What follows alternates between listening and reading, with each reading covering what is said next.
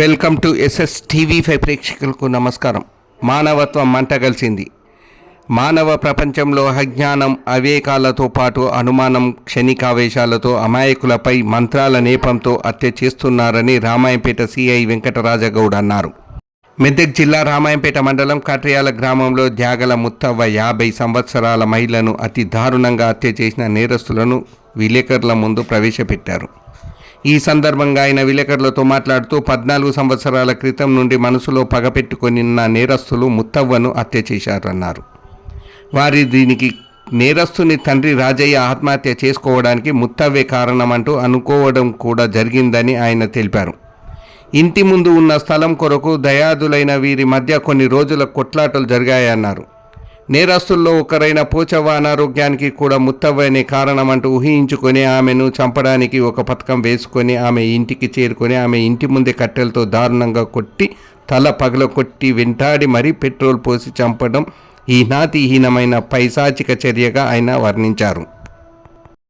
కనీసం ఒక మనిషిని మంత్రాలతో చంపారని అనుకోవడం, ఊహించుకోవడం వారి మూఢ విశ్వాసాలకు మతి భ్రమణానికి కారణమని ఆయన తెలిపారు. కనీసం తెలంగాణలోని పెద్ద పండుగ అయిన బతుకమ్మ, దసరా పండుగలను కూడా ఉన్నాయన్న సంతోషంగా గడుపుదామన్న ఆలోచన కూడా లేకపోవడం ఇలాంటి దారుణాలకు పాల్పడినా సహించేది లేదని, ఎటువంటి ఇలాంటి సమాచారాలకు వెంటనే పోలీసులకు తెలియజేయాలని, ప్రజలు కూడా ఇలాంటి సంఘటన పట్ల అప్రమత్తంగా ఉండి వారించాలని ఆయన అన్నారు. అంతకుముందు మృతురాలు భర్త త్యాగల బాలయ్య ఇచ్చిన ఫిర్యాదు మేరకు కేసు నమోదు చేశామన్నారు.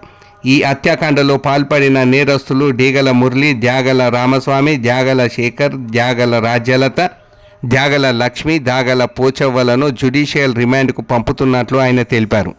ఈ మీడియా సమావేశంలో రామాయంపేట ఎస్ఐ బాలరాజ్, పోలీస్ సిబ్బంది పాల్గొన్నారు.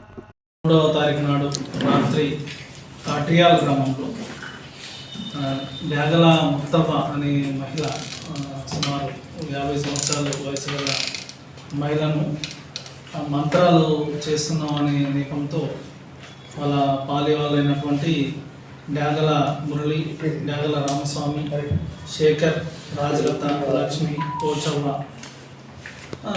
వీళ్ళతో పాటు ఇంకొంతమంది వీళ్ళకు సహాయం చేశారని కూడా చెప్తున్నారు. ప్రస్తుతానికైతే ఈ 6 మందిని అరెస్ట్ చేస్తున్నాం. వీళ్ళందరూ కూడా వాళ్ళ ఇంటి దగ్గరికి వెళ్ళి ఆమెను మంత్రాలు చేయడం వల్లనే ఈ పోచవ్వకి ఆరోగ్యం ఖరాబ్ అవుతుందని నేపంతో ఆమెను కట్టెలతో దాడి చేసి పెట్రోల్ పోసి తగలబెట్టి చంపడం జరిగింది. వీళ్ళకి ఇంతకుముందు ఒక సుమారు 10 సంవత్సరాల క్రితము 10-15 సంవత్సరాల క్రితం నుంచి కూడా వాళ్ళకి భూతగాలని ఇంటి ముందర స్థలంకు సంబంధించి అది ఉంది. ఇప్పుడు ఎవరైతే నేరస్తులు ఉన్నారో వాళ్ళకి వాళ్ళ ఫాదర్ కూడా ఈమె వల్లనే చనిపోయిందని వాళ్ళ మైండ్లో అది చాలా రోజుల నుంచి ఉంది. దాన్ని మనసులో పెట్టుకొని దాంతో పాటుగా ఏమేమి మంత్రాలు చేస్తుందనే నేపాన్ని ఆమె మోపి 3వ తారీఖు నాడు రాత్రి హత్య చేయడం జరిగింది. దాన్ని మేము కేసు రిజిస్టర్ చేసి విచారణ జరిపిన తర్వాత ఈరోజు ఉదయం వారిని పట్టుకోవడం జరిగింది. పట్టుకొని ఇప్పుడు ఈ 6 మంది ఎవరైతే ఉన్నారో వీళ్ళని మేము ఇప్పుడు జ్యుడిషియల్ రిమాండ్కు తరలిస్తున్నాం. ఈ నేరంలో ఇంకా ఎవరైతే వీళ్ళకి సాయం చేసిన వాళ్ళు, వీళ్ళకి హెల్ప్ చేసిన వాళ్ళు ఎవరైతే ఉన్నారో తదుపరి విచారణలో ఎవరున్నా కూడా వాళ్ళందరినీ ఈ కేసులో రిమాండ్ చేయడం జరుగుతుంది.